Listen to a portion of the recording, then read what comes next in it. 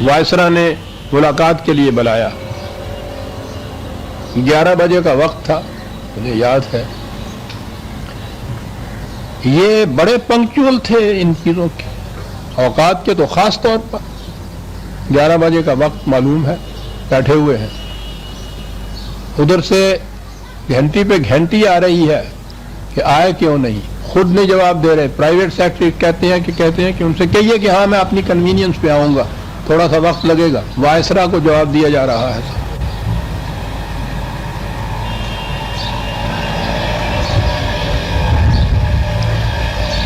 11:15 پہنچے.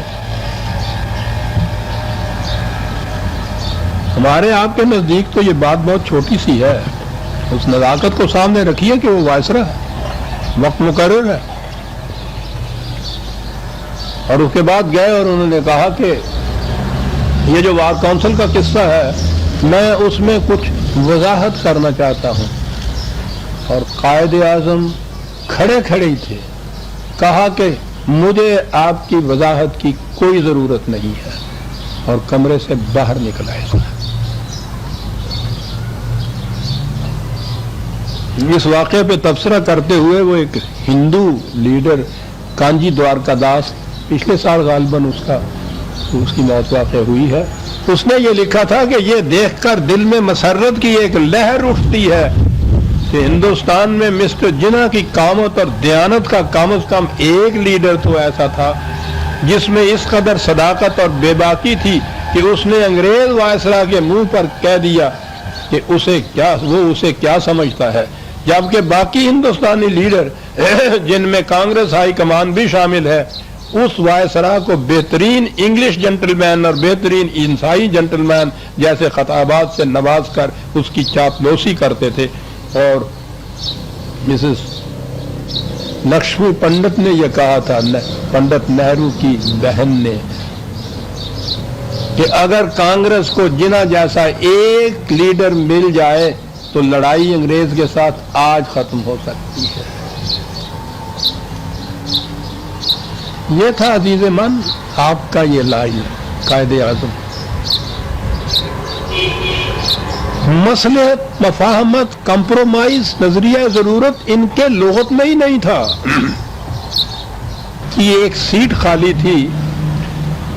آج ہم نہیں سمجھ سکتے، جا کے مسلمان ہی ہیں ہماری سیٹیں ہوتی ہیں، ہم ہی یہاں سب کچھ وہ ہوتے ہیں. ہندوؤں کے مقابلے میں کلکتہ چیمبر میں ایک سیٹ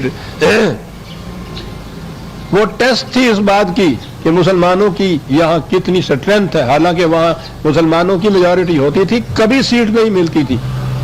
اصفہانی وہاں سیٹ کے لیے کھڑے ہوئے، بلا مقابلہ کھڑے ہوئے.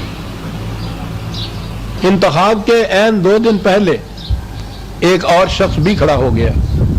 انہیں تشویش ہوئی کہ اب ووٹیں بٹ جائیں گی. عبدالرحمان صدیقی ان کے ساتھی تھے.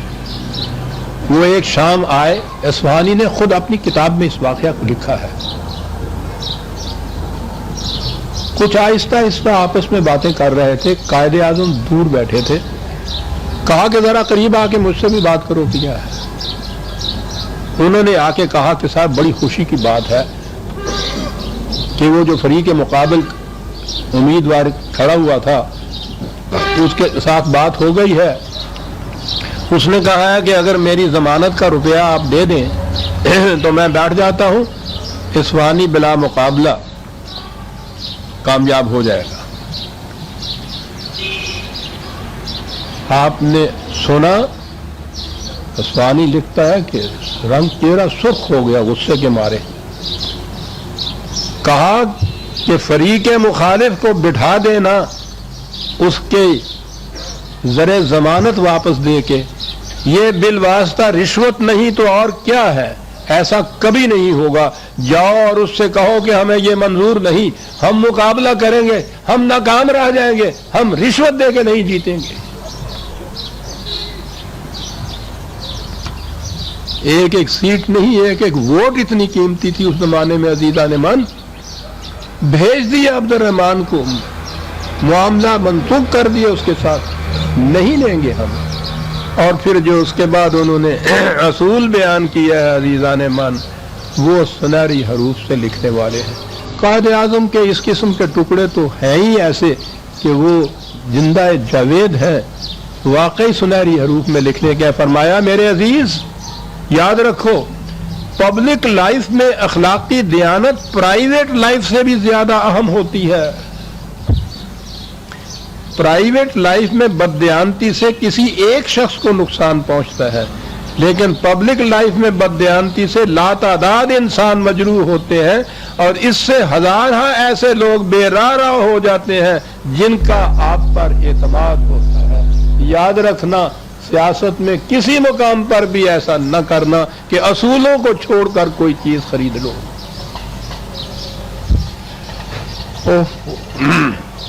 عام طور پر کہا جاتا ہے کہ یہ مسلم لیگ یہ سرمایہ داروں کی، جاگیرداروں کی، ذمہ داروں کی، کارخانداروں کی یہ جماعت تھی صاحب، حریت پسند اس کے ساتھ تھا تو ٹھیک ہے یہ لوگ تھے، لیکن قائد اعظم کا ان کے ساتھ کیا رویہ تھا؟ میں نے عرض کیا ہے کہ وقت وہ تھا کہ جہاں اگر 50,000 روپیہ ہوتا تو تحریک پاکستان کچھ اور ہوتی، آرآر کو دینے کے لیے ہی اگر کچھ پیسے ہوتے تو مسئلہ ہی کچھ اور ہوتا۔ ایسے وقت میں انہوں نے قائد اعظم نے 1943 میں آل انڈیا مسلم لیگ دہلی کے سیشن میں اعلان کیا کہ اس مقام پر میں ذمہ داروں اور سرمایہ داروں کو بھی متنبع کرنا چاہتا ہوں۔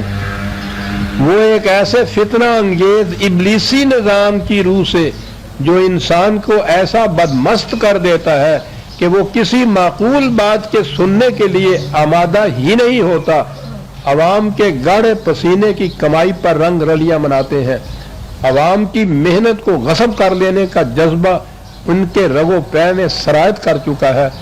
میں اکثر دیہات میں گیا ہوں، وہاں میں نے دیکھا ہے کہ لاکھوں خدا کے بندے ہیں جنہیں ایک وقت بھی پیٹ بھر کر روٹی نہیں ملتی۔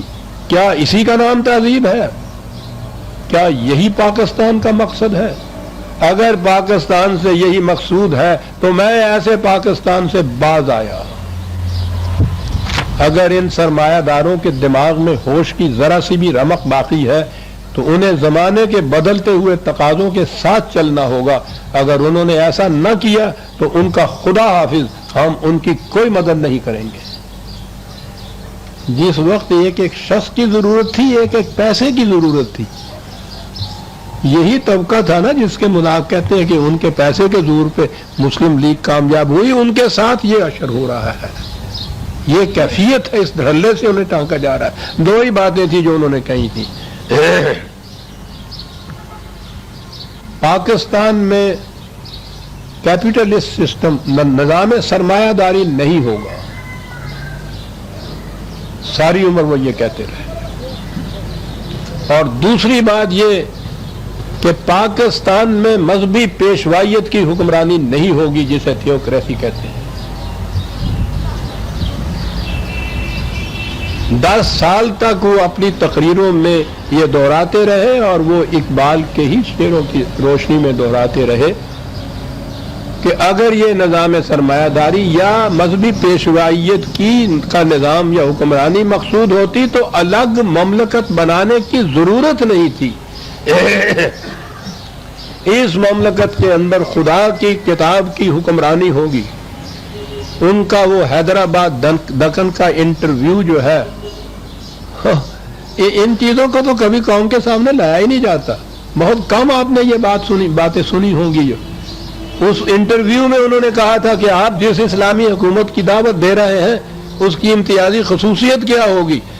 کہا تھا کہ اس کی خصوصیت یہ ہوگی کہ اس میں نہ کسی شخص کی حکومت ہوگی، نہ کسی ادارے کی، نہ پارلیمان کی، نہ جمہوریت کی، اس میں حکمرانی صرف خدا کی کتاب کی ہوگی۔ ہماری آزادی اور پابندی کی حدود خدا کی کتاب متعین کرتی ہے جو غیر متبدل بھی ہے، مکمل بھی ہے۔ قائد اعظم کے ارشادات، کہا کہ اسلامی حکومت دوسرے الفاظ میں قرآن کی حکمرانی کا نام ہے، یہ الفاظ ہیں ان کے۔ اور بار بار یہ کہا کہ متنبع ہو جائے یہ مذہبی پیشوائیت جو ہے، جب خدا کی کتاب کی حکمرانی ہوتی ہے تو اس کے اندر پھر پریسٹ کرافٹ کی اور مذہبی پیشوائیت کا وجود ہی نہیں ہوتا۔ وہاں تو یہ کچھ وہ کہتے ہی تھے، پاکستان بننے کے بعد بھی انہوں نے پہلی تقریر مخاطب کیا تھا امریکہ والوں کو، جنہوں نے پوچھا تھا کہ پاکستان میں کانسٹیٹیوشن کس قسم کا بنے گا، تو ریڈیو پہ انہوں نے وہ تقریر کی تھی جو مشہور بحیثیت گورنر جنرل کے۔ پہلے تو یہ بات کہی تھی کہ بہرحال مسلمانوں پہ مشتمل یہ قوم ہے، ہم جو آئین بنائیں گے تو بہرحال اسلامی ہوگا، اور آخر میں یہ کہا تھا کہ یہ مسلمہ بات ہے کہ پاکستان میں کسی صورت میں بھی تھیوکریسی رائج نہیں ہوگی جس میں حکومت مذہبی پیشواؤں کے ہاتھ میں دے دی جاتی ہے کہ وہ بزام خیش خدائی مشن کو پورا کریں۔ یہ ان کی یوں کہیے کہ آخری پبلک تقریر یا ریڈیو کی تھی، جو گورنر جنرل ہونے کی حیثیت سے پاکستان کی مملکت کی طرف سے اعلان کیا گیا تھا کہ یہ یہاں نہیں ہوگا۔ یہ ساری مخالفتیں جھیل کر عزیزان من اتنی عظیم مملکت حاصل کر کے، جو میں نے کہا ہے کہ ایک قطرہ خون بہائے بغیر تاریخ انسانیت میں اس کی مثال نہیں ملتی، یہ سب کچھ انہوں نے دیا، یہ اصول بھی انہوں نے دیے۔ نظام سرمایہ داری نہیں ہوگا، حکمرانی کسی شخص حتیٰ کہ کسی پارلیمنٹ، حتیٰ کہ مغربی جمہوریت کی بھی نہیں ہوگی، خدا کی کتاب کی، اور اس میں مذہبی پیشوائیت کا یا تھیوکریسی کا وجود نہیں ہوگا۔ یہ تھے تین مسلمات جن کو لے کے وہ آئے، اور یہی تھا جس کے مطابق آگے چلنی تھی بات۔ میں نے گزارش کیا ہے کہ مجھے یہ سعادت حاصل تھی، 10 سال تک قرآن کی تفصیلات اور جزیات ان تمام معاملات کے متعلق ان کے ساتھ ڈسکس ہوتی تھی، پختہ تھے وہ ان تمام چیزوں کے اندر۔ لیکن جب یہاں آئے ہیں تو وہ تو پھر بھی اپنے عزم اور ول پاور کے زور کے اوپر صرف زندہ تھے، جو 1 سال زندہ رہے تھے۔ آپ احباب کو علم ہے کہ اس سے 8-10 سال 6-7 سال پہلے جب انہوں نے اپنا ٹیسٹ کرایا ہے اپنے پرائیویٹ ڈاکٹر سے جو پارسی ہے بامبے کا، اس نے یہ کہا تھا کہ ایکس-رے بتا رہی ہیں کہ آپ کے دونوں لنگز معوف ہو چکے ہیں، علاج اس کا صرف یہ ہے کہ آپ کم از کم 1 سال ریسٹ کیجئے، ورنہ موت بہت قریب آپ کے آ جائے گی۔ معلوم ہے اس کا جواب کیا دیا تھا؟ اس سے کہا تھا کہ یہ بات نہ تمہاری زبان پہ کبھی آئے گی نہ میری زبان پہ آئے گی، یہ ایکس رے کی جو فلمز ہیں اس کیبنٹ کے اندر بند کر دو اور چابی مجھے دے دو، کوئی اس کو سننے نہ پائے کہ میری زندگی اتنی کم رہ گئی ہے۔ اسی جوش و خروش سے وہ کرتے رہے، پھیپھڑے تھے کہ معوف سے معوف تر ہوتے چلے گئے۔ یہاں جب آئے ہیں تو وہ واقعی ول پاور کے زور کے اوپر اپنے وہ زندہ تھے۔ پھر یہ جو ہجوم آیا ہے یہاں مشکلات کا، جنہیں پناہ گزیں کہتے تھے اس زمانے میں، لاکھوں کی تعداد کے اندر بے گھر بے در لٹے پٹے ہوئے، گاڑیاں آتی تھی، ہم تو ان کے اندر تھے، اس گاڑی کے اندر تھا میں بھی، پتہ نہیں کیسے بچ گیا۔ گاڑیاں آتی تھیں، دروازے کھولتے تھے تو انسانوں کی بجائے لاشیں نکلتی تھیں ان کے اندر۔ جو زندہ عورتیں، جو زندہ بچیاں تھیں، کسی کے سر پہ دوپٹہ تک نہیں ہو۔ یہاں جو آئے تھے ہم کراچی میں رہنے کے لیے، ہم جو گورنمنٹ سرونٹس آئے تھے ان کے بلائے ہوئے، ان کی دعوت پر، ہمارے لیے بھی رہنے کے لیے کوئی جگہ نہیں تھی، دفتر کوئی نہیں تھا، دفتر میں ہمارے پاس اسٹیشنری کوئی نہیں تھی۔ ان درختوں کو میں اب بھی جا کے دیکھا کرتا ہوں جن کے نیچے بیٹھ کر یہ اب ہمارے یہاں کے وہ جو ریکارڈ کیسز تھے بکس، ان بکسوں کے اوپر بیٹھ کر بازار سے ایک ایک کاغذ مانگ کر ہم کام کیا کرتے تھے دفتر کا۔ پہلی تنخواہ دینے کے بھی پیسے نہیں تھے، फौज बटी हुई नहीं थी इंडिया के पास, असला सारा वहां था। और दिसंबर 47 में हिंदू ने फैसला कर लिया था पाकिस्तान पे हमला करने का। वो तो नेहरू की एक साल थी जिससे उन्होंने कहा था कि अभी नहीं। ये हालात थे जिसमें वो कायदे आजम था। और फिर ये सारा हजूम जो जहां आया है, बेघर बेदर लुटे हुओं का, उनके सारे इंतजामात, सेहत की ये कैफियत, इस आलम के अंदर वो पता नहीं किस तरह एक साल जी भी गए।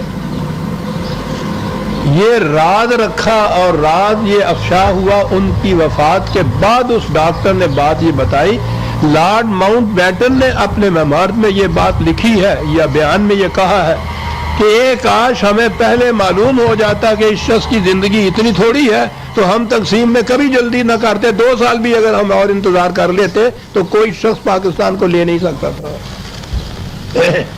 इन हालात में वो यहाँ आया, वो तो इन हालात में आया।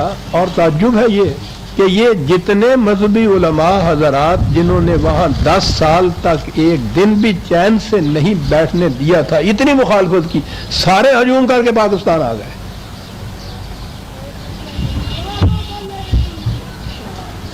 पूरा देवबंद, पूरा बरेलवी, जमात इस्लामी, अहरार, अंसार, सारे हम। और यहाँ आने के बाद इनारा किया कि हमने पाकिस्तान इस्लाम की खातिर हासिल किया था, इसलिए हम बताएंगे कि इस्लाम क्या है। जिस इस्लाम से पीछा छुड़ाने के लिए ये पाकिस्तान हासिल किया था, इन्होंने कहा कि हम बताएंगे, यानी थियोक्रेसी।